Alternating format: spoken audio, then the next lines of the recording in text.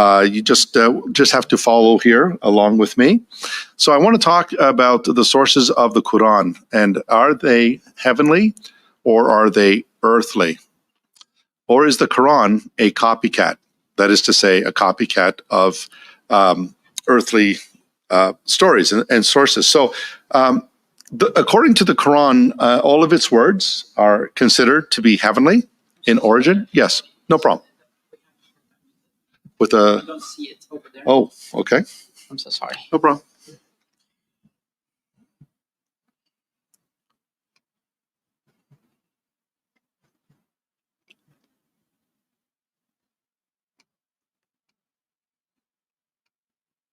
How do we make this bigger?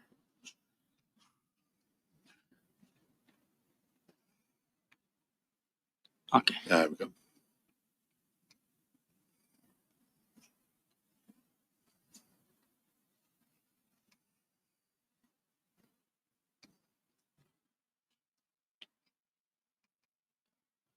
Which one? This one? The sources we're talking.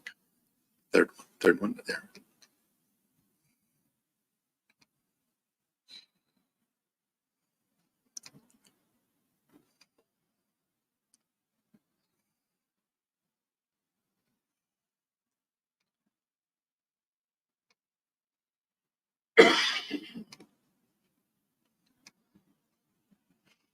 Is it now there?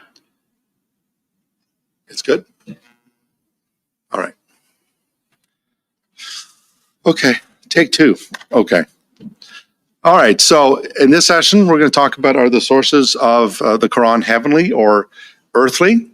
So this has to do with, obviously, the text of the Quran itself. Is it something that has come down from heaven, or is it something that was devised on the earthly plane? So according to the Quran, all of its contents, including its words, are considered to be heavenly in origin, and they're not derived from any other sources. Allah is the author of all of the Quran. So the belief that the Quran was sent down, the verb tanzil, to sent down, you see that in Surah 2, verse 185, also confirms its heavenly source. So the Quran was sent down, obviously, from heaven. And this is further corroborated by the belief that the Quran cannot be imitated either in its surahs, as we see in Surah 17, verse 88, or in its verses, ayat. So the Quran is inimitable. It cannot be imitated, either in its surahs or in its individual ayat. Moreover, the Quran is also believed, according to classical Islam, to be the word of Allah, which is eternal, preserved on the heavenly tablet. So in the Quran, in chapter 85, verse 21, it speaks of the Quran having its source in what it calls the al-Kitab. And the al-Kitab means, literally in English, it means the mother of the book. And so the mother of the book refers to the source of the book. And so there's this idea in Islam that Allah has the Quran inscribed on this eternal tablet, which raises a lot of interesting questions, because if it's preserved on a tablet, when was it written down? I mean, when were those words transcribed? Because if those words were not at some point transcribed onto that heavenly tablet, then it raises another question: is that tablet eternal as well, in addition to Allah? So it's preserved in this heavenly tablet, but what does the evidence in the Quran itself show? Are the sources of the Quran heavenly in nature, as the Quran itself claims, or are they earthly in nature, having a human source instead? And so I'm going to argue today that the Quran betrays itself, that the sources for the Quran are in fact human in origin, and that the writers of the Quran were well aware of this accusation that it was not heavenly, that it was in fact copied from human sources. And in fact, Muhammad himself was well aware of this charge, because it was leveled at him at a number of times. So I'm going to provide for you here a very, very important quotation from the Quran. This is very important. I would ask you guys to remember this passage. And it comes from Surah 25, verses 4 to 6.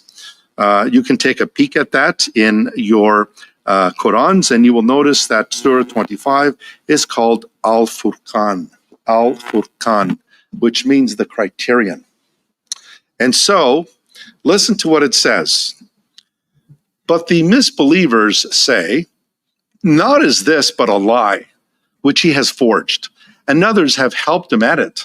In truth, the Quran says, it is they have put forward an iniquity and a falsehood, and they say, tales of the ancients, which he has caused to be written, and they are dictated before him morning and evening. Say, the Quran was sent down, Kul anzalahu, by him who knows the mystery that is in the heavens and the earth. Verily, he is oft forgiving, most merciful. So note a couple of things. The unbelievers say, so here's the charge, here's the accusation. The unbelievers say, this Quran is nothing but a lie. He has forged it, and he's had others who helped him at it. The Quran responds, in truth, it is they who have put forward an iniquity and a falsehood. They're lying. The accusers are actually false.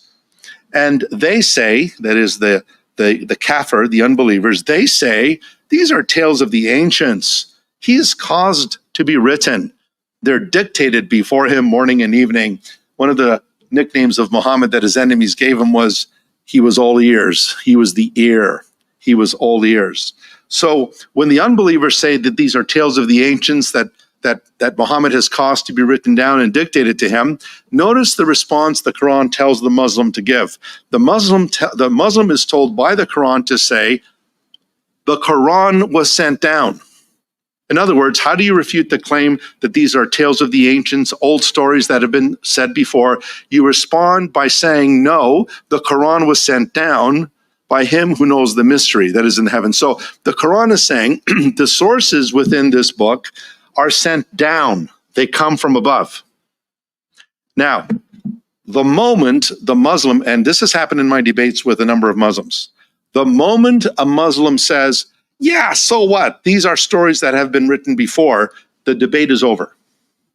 It's over. Why? Because they've now agreed with the unbelievers. They have aligned themselves with the accusers when they should have said the answer that they are to give is given to us in verse 6. Say, the Quran was sent down by him who knows the mystery that is in the heavens and the earth. So once the Muslim admits the charge of the unbelievers, it's game over. Why? Because they are supposed to say this. They're to negate the charge and say, no, this has been sent down by Allah. So let's take a look. Who is right here? Is it the unbelievers or is it Muhammad? Now, what is interesting is that in the Quran, Surah 68, verse 15, it says that when our revelations, there's that plural again, that when our revelations are recited unto him, he saith, mere fables of men of old. There's that charge again. You notice how that charge keeps coming up. Notice in the next verse, in Surah 16, verses 103, 105, we know indeed that they say, it is a man that teaches him. The tongue of him that wickedly point to is notably foreign, while this is Arabic, pure and clear. So there is someone who's talking to Muhammad and giving him stories who's apparently not an Arab. And we know who he was. He was actually a Persian, a Farsi. So the Quran knows about this alleged informant of Muhammad, and it even says that his language is notably foreign, while this Quran is Arabic, pure and clear. That is not true. That is poppycock, as the English say. It's not pure and clear because we know that there are loan words in the Quran that are not Arabic. So take Iblis, for example. Iblis is the Arabic word for the devil. But Iblis is not Arabic. Iblis comes from the Greek word diabolos, the devil in Greek. And it's come even into Spanish as diablos as well. And so Iblis is a Greek word that is entered. And then you have other words in the Quran that are clearly not Arabic. You have words like Jannah, and Jannah comes from the Persian word that means the Garden of Eden, the paradise. And so if you're interested in that, there's a great book written back in the 30s by Dr. Arthur Jeffrey called The Foreign Vocabulary of the Quran. It's from the 1930s, but it has never been refuted. And it was published by Columbia Press. Dr. Jeffries was actually a professor at Columbia University in New York. And so it goes on to say in verse 105, it is those who believe not in the signs of God that forge falsehood. It is they who lie. So notice the accusation is made 3 times in the Quran, and the accusation is the same. The stories in the Quran are all copycats. They're made up from other sources. And so the fact that the Quran repeats this charge 3 times is indicative of the fact that this was a very disturbing charge for Muhammad. Now here's the problem. When we actually look at the evidence, what we find is that the Quran can be traced to several sources: Jewish, Christian, and Zoroastrian, among others. So let's take a look at some of them. Oops, I got a little ahead of myself there. So let's take a look at some of these other sources. So let's look at the Jewish sources. The story of Cain and Abel. In the Quran, it states in Surah 5, verse 31, after Cain had killed his brother Abel, then Allah sent a raven who scratched the ground to show him, Cain, to show him how to hide the shame of his brother. Woe is me, said he, was I not even able to be as this raven and to hide the shame of my brother? Then he became full of regret. So in this story, Cain, from Genesis 4, Cain murders his brother Abel. He doesn't know what to do with the body. What do I do with the body, the corpse of Abel? And so the Quran would say that the practice of burying the body was taught to humans by Allah by using a raven to come, and when he saw the raven scratching the ground, probably looking for foraging for food, it showed Cain that he should bury his brother in the ground. Now notice that when we look to the Jewish rabbinic texts, we have in the Targum of Jonathan ben Uzziah. The Targums, by the way, are Aramaic paraphrases of the Hebrew Bible, dating to about 250 AD, which puts it 350 years before Muhammad. Notice what it says. Adam and Eve, sitting by the corpse of Abel, wept, not knowing what to do, for they had as yet no knowledge of burial. A raven came up, took the body of its fellow, that is another raven, and having scratched at the earth, buried it thus before their eyes. Adam said, let us follow the example of the raven. So taking up Abel's body, buried it at once. This is why Muslims bury the dead as soon as possible. So notice in the Targum of Jonathan ben Uzziah, Adam and Eve are weeping. Their son Abel has been murdered by their other son Cain. They don't know what to do. And so there was no burial. They knew nothing about burial. They never saw death before this point. And so a raven shows up, according to the Targum. And I don't know about you folks, but I've never seen a raven burying another raven. And I don't know about you, I've never seen robins burying robins, and I've never seen blue jays burying blue jays. I guess that only happens in the baseball team, the Toronto Blue Jays. And you don't see birds doing this. But this is not to be taken literally. This is not scripture. The Bible says nothing about this. This is the imagination of the rabbis. They're trying to make sense of, okay, where did humans get the idea of burial from? And so they compose these stories. And so Adam, in this case, follows the example of the raven. So when Muhammad said this, and he said Allah told them, the Jews are saying, now wait a minute here. Last Shabbat, our rabbi mentioned this story from one of our Targums. What do you mean this came from Allah? We've known about this for centuries. Well, we move along. Sam was just quoting this passage, saving a single life is like saving the whole world. And so on CNN, remember when 9/11 happened, all the Muslims were coming to save face and saying things like, wow, to kill a life is to kill the life of the whole world. To save a life, it's as if they saved the life of the whole world, and everyone's going, that is such a lovely statement from the Quran. Well, it's not from the Quran. The Quran says in Surah 5:32, on that account, we ordain for the children of Israel that if anyone slew a person, unless it be for murder or for spreading mischief in the land, it would be as if he slew the whole people. And if anyone saved the life, it would be as if he saved the life of the whole person. Notice this as a command to the children of Israel in the Quran. So where did this come from? Well, there's something called the Mishna. The Mishna later became part of the Talmud. The Mishnah dates to about 250 AD, 300 years before Muhammad. Notice what it says. We find it said in the case of Cain, who murdered his brother, the voice of thy brother's blood crieth out. This latter point is a quote from Genesis 4:10. And he says, it does not say he hath blood in the singular, but bloods in the plural. Thou was created single in order to show that to him who kills a single individual, it should be reckoned that he has slain the whole race. But to him who has preserved the life of a single individual, it is counted that he has preserved the whole race.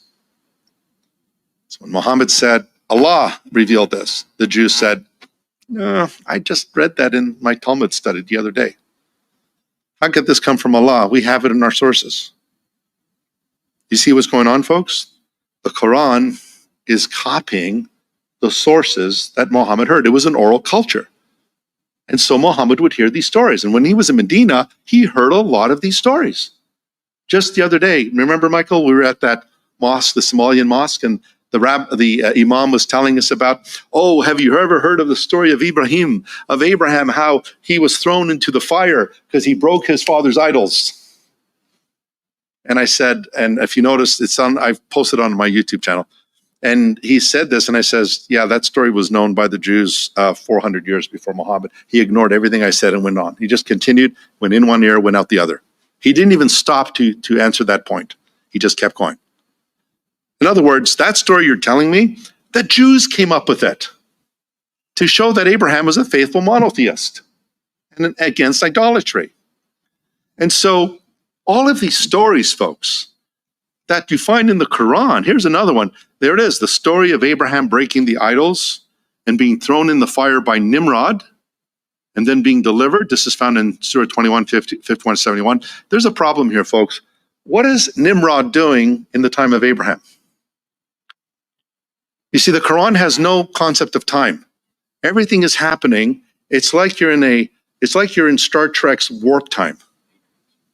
And this is true because you've got Miriam, the mother of Jesus, is the sister of Aaron. But wait a minute, Aaron and Moses and Miriam lived 1,400 years before Jesus and Mary. But Muhammad didn't know that because he heard the name Miriam and he assumed that Miriam, the sister of Moses, was the same person as the mother of Jesus. And she's called the sister of Aaron. And they say, well, no, that's just a relational term. But then it calls Miriam the daughter of Imran, who is Amram, who is the father of Moses, Aaron, and Miriam. So Mary in the Mary of the mother of Jesus is called the daughter of Imran, which is the Arabic name for Amram, who is the father of Moses, Aaron, and Miriam. Nimrod did not live in the time of Abraham. Nimrod, we read about in Genesis 11 at the Tower of Babel, and God, if you remember, confounded the languages and scattered them out. Nimrod was not around. Why? Because you read Genesis 12, where the Lord calls Abram out of the Ur of the Chaldees. Never is anything said about his encounter with Nimrod. Nimrod's gone. He's dead by that point. Quran doesn't see that. So this story of Abraham being thrown into the fire by Nimrod and then delivered comes from the Midrash Rabbah. And the Midrash means the interpretation of the rabbis. They used a technique called Midrash. And again, Nimrod was not there. You know how people refer to people as a Nimrod? You're such a Nimrod. I think Muhammad here is the Nimrod. The story of Solomon and Sheba, found in the Quran. This is a very interesting story that Suleiman in Arabic, falls in love with the Queen of Sheba. And he invites her to his palace. And it tells us that when she got to the palace of Solomon in Jerusalem, even though the Quran doesn't mention Jerusalem, it doesn't say it by name. It says that when she got there, the marble on the ground of the palace was so resplendent. It was so shiny she thought it was a pond of water. And we're told that she raised her skirt to walk on there because she thought she was walking into the water. Well, where does that come from? The Targum of Esther, centuries before Muhammad. But in the Targum of Esther, it's kind of interesting. It says that when the Queen of Sheba got to Solomon's palace, it says she raised her skirt. And then it said, and she had hairy legs. Okay, I recommend Gillette. Double edge. Okay, so the whole point here, folks, is this, that this story comes before Muhammad. It's a pre-Islamic story.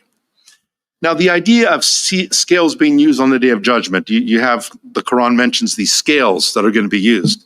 Now, if you look at some old medieval art in sculptures like Notre Dame and other churches, you will notice that in some of this old sculptures, you will notice statues of the Last Judgment. You will regularly see Michael, the archangel, holding a scale in his hands. And you'll see these little people on them. This represents, the scales of justice.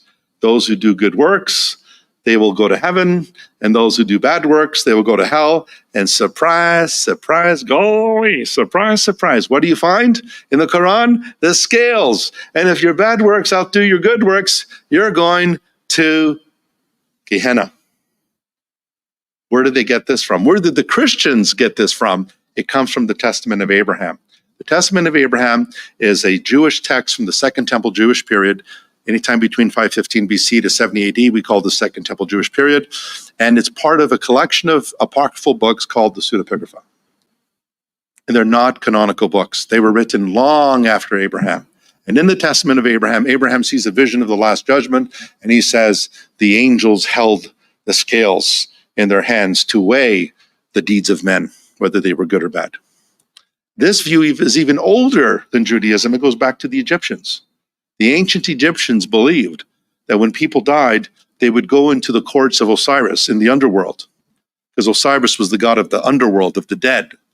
And they believed that the goddess of justice, she would be there holding the scales, and they would see the heart of the dead would be placed on the scales. And if it went into the side of righteousness, Osiris would admit the soul into paradise. But if it went the other way, there was a huge creature that had the head of a hippopotamus that would swallow you. You could see this. The Egyptian Book of the Dead shows this illustration. So this concept is not even Christian. It actually goes back to ancient Egypt and was picked up by the Jews. This is one of my favorite. God raising Mount Sinai over the heads of the Jews. In the Quran 7:171, in that story, Allah is angry with the Jews, and he grabs Mount Sinai. Just think of this. I mean, this is like something out of Jurassic Park or something. He raises the mountain, he roots it up from the ground, and he raises it over the heads of the Jews. And Allah says, if you do not keep the Torah, I am going to crush you. And they're like, we're going to keep it, we're going to keep it, we're going to keep it. Where does the Bible say that God raised up Mount Sinai over the heads of the Jews? Nowhere. Where does this come from? It comes from the book Avodah Sarah, which is a rabbinic text on foreign worship, what not to do against God, not to offend God, not to worship other gods. So Avodah Sarah the Hebrew word literally means foreign worship. And in that text, it says, remember, God threatened the Jews in the wilderness that he would do this if they disobeyed his Torah. And then there's this one, the making of the golden calf, which lowed. This is in the Quran 7 and Quran 20. And in this story, they throw the gold into the fire. Remember, Aaron comes along, throws the gold into the fire. And in the Quran, it says the golden calf didn't just come out of the fire. It came out and went, it lowed. That's a magic loogie of a cow, I'll tell you that. Up in Canada, I remember we had one of the milk products up there that made milk cartons and so forth. And I remember one year they said that if you opened the carton and it mooed, you would win a prize. And it reminded me of this passage here in the Quran. But this doesn't come from the Quran, folks. It comes from the writings of Perky Rabbi Eliezer, who was a rabbinic commentator. He made up that story, not Moses. Moses didn't make up a story that a cow just came out of the fire and started going moo, moo, moo. So once again, this story, the Jews were familiar with this story. I've even heard rabbis on YouTube talk about this and laughing about it. Okay, so the Quran refers to the seven heavens. Allah is the Lord of the worlds, that he is over the seven heavens. Remember the seven heavens here? This comes from the Jewish Zohar and the Hagigah. The Hagigah is part of the rabbinic writings as well. And the Zohar would later become part of what's called the Kabbalah, which is mystical Jewish writings. And so this idea of the seven heavens, remember how many times you go around the Kaaba? 7 times, 7 gods, 7 planets. They didn't know about Pluto and Neptune at the time. And so 7 times, the 7 heavens, the Jews came up with that. The Jews, the rabbis, spoke of the 7 heavens. Again, can you see why the accusation of the kafir, the critics, the unbelievers, they're right. Their charge is correct. And then how about this? The angels and Iblis, the devil, are commanded by Allah to bow down and to prostrate themselves to worship Adam. And that story is mentioned in the Quran 7 times. That story, that narration. Remember when Michael and you were there too, right, Bob? And your lovely wife, we were there. Remember the Imam? Remember the Imam was talking about when Allah made Adam and he told the angels to prostrate themselves before him. And then I said, they did sujud, right? And I said, that's where you get the word masjid, right? Sujud means to prostrate. The masjid is the place of prostration. He said, yes. And I said, don't you think it's weird the angels are prostrating to Adam? Isn't that shirk? Change the subject. When the subject gets too hot, the hot potato, you pass the hot potato to somebody else, right? So you change the subject. He ran from that one. And so this story of God commanding the angels to bow down to Adam and Eve, this is a well-known Jewish story which Christians adopted. There's a book, there's a text called The Life of Adam and Eve, which is part of that pseudepigrapha collection I told you about. And the Christians love that story because in that story, God makes Adam and Eve, and then he tells Michael the archangel, instruct the angels to bow down before my image, which is Adam. And Michael says, bow down. And Michael bows down and all the other angels bow down, but the devil refuses to bow down and God casts him out. Folks, that's not original to the Quran. How about Christian sources? I love this one. The story of the 7 sleepers of Ephesus. I love that story. These guys fall asleep for like hundreds of years, and their dog too. They go into the cave with their dog. And they wake up, it's like Captain America coming back from the Second World War into the modern century. It's like they go into a time machine. Well, that work was well known. It was authored by the Latin writer Gregory of Tours. He wrote the book, The 7 Sleepers of Ephesus. It was a Christian folklore. People loved that. I mean, they would tell those stories around the campfires. And it came hundreds of years before the Quran. How about this one? And he mentioned this too, the Imam. Mary being dedicated and raised in the temple, according to the Quran, chapter 3, 35 to 37. The story that Mary is a child, her mother was barren. Her mother, Anna, was barren, and she pled with God for a child. Her husband, Joachim, could not have a child with her, and so she begged God, and she said, God, if you give me a child, I will dedicate my child to the temple. Does that sound familiar? You know anybody in the Bible who wanted a child and said, God, if you give me a child, I'll dedicate my child to the service of the Lord? Remember who that was? Hannah. And what is the mother of Mary? Anna, which is a short form of Hannah. Not Hannah-Barbara, but Anna is the short form of Hannah. Any coincidence? I don't think so. And so the Quran says, and we gave her a child, we gave her a female child, and that she dedicated the child to the temple. Now, just think about this for a moment. No women were allowed into the temple. The only place they were allowed was in the court of the women. but they were never allowed into the court of the men, and definitely not into the holy place, and definitely not into the Holy of Holies. And in this story, Mary is weaving the veil for the Holy of Holies. What is a child, a girl, doing living in the temple in Jerusalem? The temple is not a hotel. And women in their teenage years, obviously, menstruate, and according to the Mosaic law, menstruating women are unclean. What are they doing in holy property, holy space? They're not permitted to be there. So where do we get this from? 2nd century AD, we have an apocryphal gospel called the Proto-Evangelium of James. And in that gospel, you have Mary's marriage to Joseph, the name of her father, of her mother. And in that story, you have the idea that Mary was a perpetual virgin, that she was a virgin before the birth of Christ, during the pregnancy, and even ex partu. After the birth of Christ, she remained a virgin. And if you look at that story very carefully, something weird happens. Jesus is not born normally through her birth canal. He beams out of her. Because to be born through the birth canal is to produce birth pangs. And since Mary was sinless, she couldn't experience birth pangs because that was the curse brought upon Eve.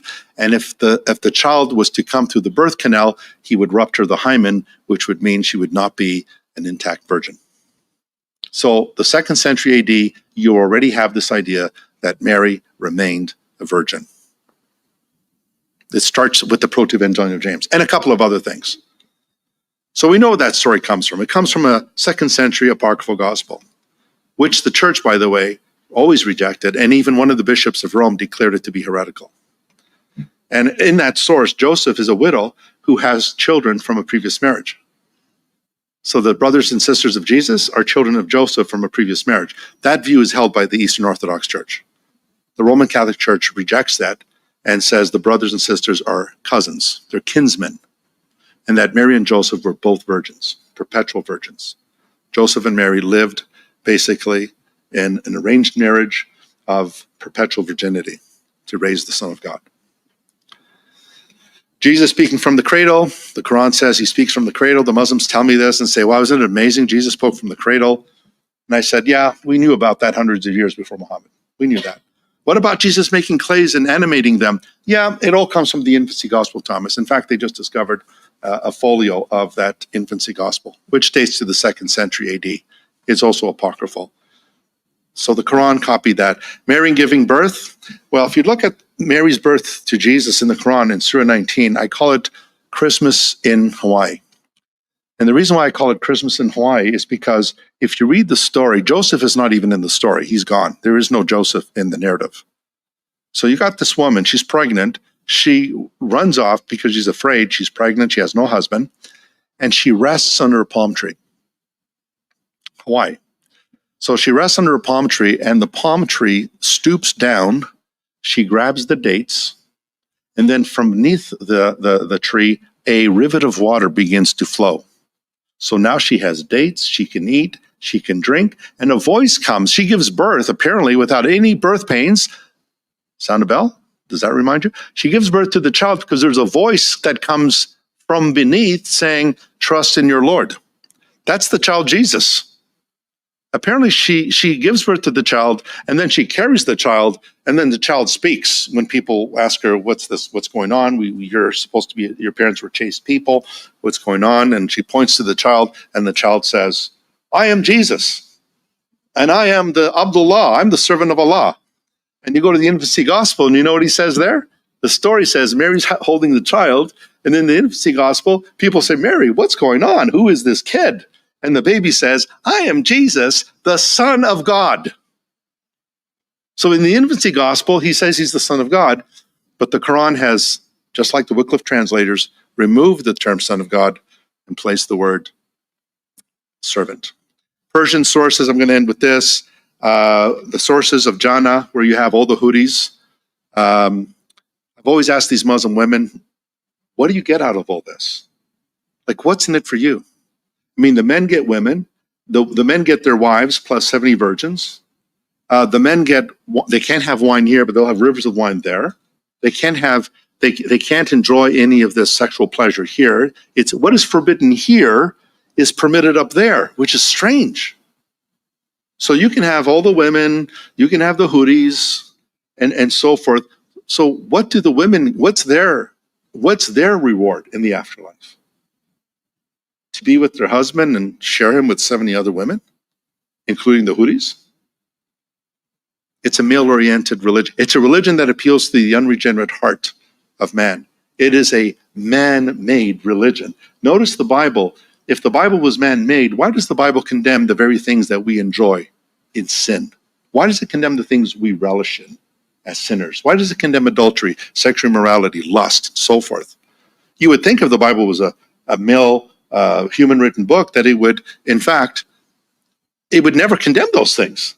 But it condemns the very things that we love in our sinful desires. And then finally, the Zoroastrian sources, the description of paradise in the surahs, which speak of the righteous being rewarded with white-eyed hoodies. And no, they're not white raisins. Some people try to say, oh, the hoodies are raisins. I don't think guys are dying to go to have raisins in heaven. They have eyes like pearls, and this reflects the Zoroastrian religion of Persia. So the Zoroastrian religion speaks of the delights of paradise, and among them was having these sexual delights. And we know that Zoroastrianism was 500 BC, around that time. And so this imagery of paradise, even the word paradise is a Persian loanword. It's not Arabic. Paradisios in Greek, right? And so parados, that's right, in Persian translates to our English word paradise. And so every sinful man's paradise, just look at the Quran. A lot of women, drinking, carousing, and there's even references to young men coming with goblets to serve you. And if you read between the lines, there's even sexual innuendos there. Okay, folks, I'm going to stop there because it's already after